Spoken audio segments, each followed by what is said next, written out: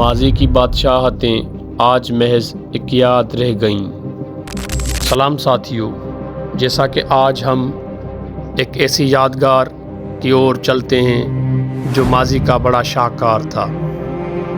تاریخ میں ایسے کئی واقعات آپ کو ملیں گے جو ایک دور کے شاہکار تھے اور آج کی نسل کے لیے صرف ایک مثال اور ماضی کی تصویر ہیں، جیسے آثار قدیمہ میں مصر سے لے کر موئنجو داڑو تک، میسوپوٹیمیا کی سویلائزیشن سے لے کر ساسانی دور تک۔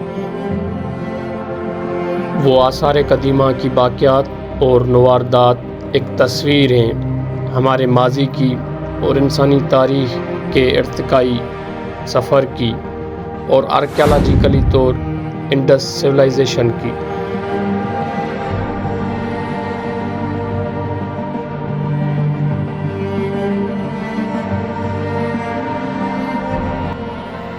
تو آئیے آج چلتے ہیں اس ویراں دشت میں جہاں ماضی میں کئی بازاریں اور رونقیں میسر تھیں۔ وادی سندھ کی وہ بندرگاہ اور ایک دور کی ایک عظیم الشان شہر جس کو بھنبھور کہتے ہیں۔ بھنبھور ویسے تو آثار قدیمہ کے طور پہ جانا جاتا ہے، پر اس جگہ کے مشہوری کے دو اہم وجوہات اور بھی ہیں۔ ایک تو سسوی اور پنل کے اشکیا قصے سے جڑے حوالات، اور دوسرا ماضی میں پورے اکھنڈ کے اندر جو تجارت کا سب سے بڑا حوالہ ہے وہ بھنبھور شہر ہے۔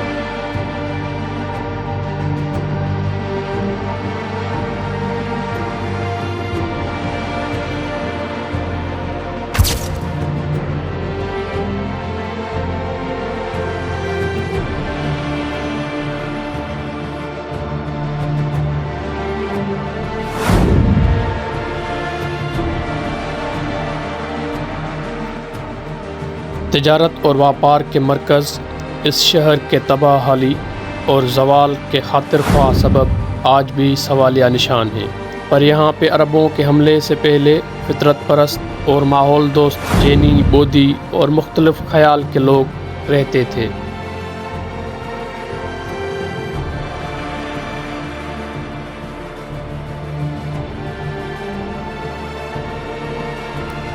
ماضی میں شہر بھنبھور کی بازار سے تجارت کی رسد پورے ایشیا تک پھیلی ہوئی تھی۔ ایران سے افغانستان اور چین سے مصر تک کراچی بندرگاہ کے ذریعے بھنبھور سے ریشم، اون، ململ اور کئی چیزوں کی تجارت کی جاتی تھی۔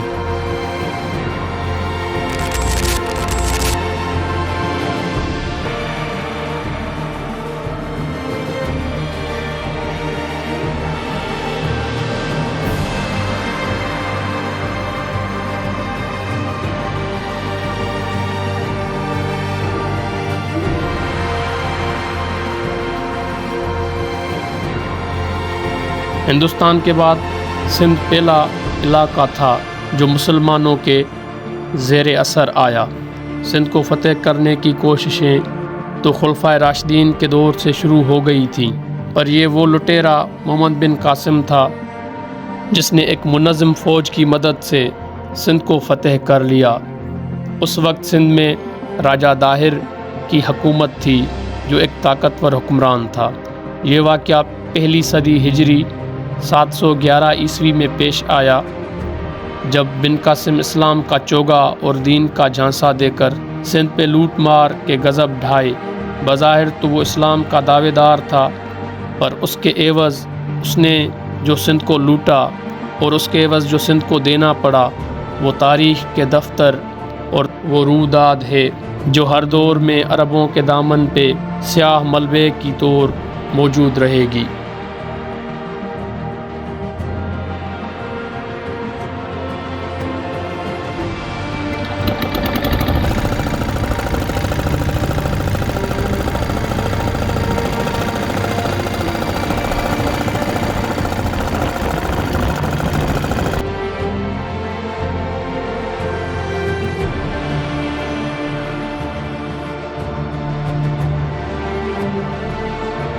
تاریخ بہت بے رحم ہے، تاریخ خود کا قرضہ کسی پہ نہیں چھوڑتی۔ ماضی کی وہ بادشاہتیں، وہ لڑائیاں اور وہ فتوحات کے معرکے جو ایک دور میں منگولوں، ایرانیوں، عراقیوں، تاتاریوں، ارگونوں اور تغلقوں کے لیے باعث فخر کی بات تھی، وہ لڑائیاں تاریخ میں آج کسی میوزیم کے کارنر میں شو پیس کے طور پہ پڑی ہوئی ہیں۔ عربوں اور منگولوں کی وہ تلواریں اور وہ ہتھیار جو ہر روز انسانی کھوپڑیوں اور گردنوں سے ملایا کرتی تھیں، وہ آج کھلونے کی مانند محض ایک شیلف کی سجاوٹ کے سوا کچھ بھی نہیں۔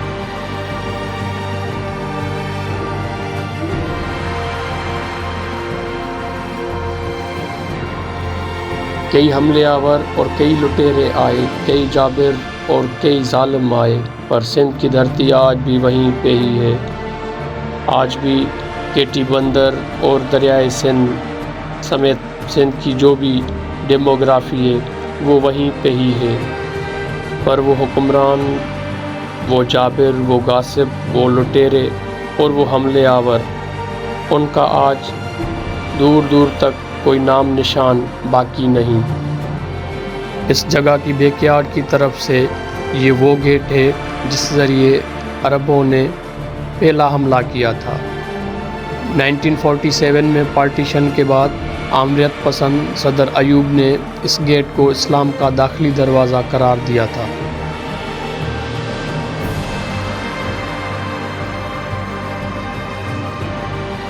تو یہی تاریخ کا انصاف ہے، آپ چاہے کسی بھی دین اور دھرم کے نام پہ ظلم تسلط تو کر سکتے ہیں، کچھ وقت کے لیے قابض تو ہو سکتے ہیں، پر اس ظلم اور اس جبر کو کوئی دوام نہیں۔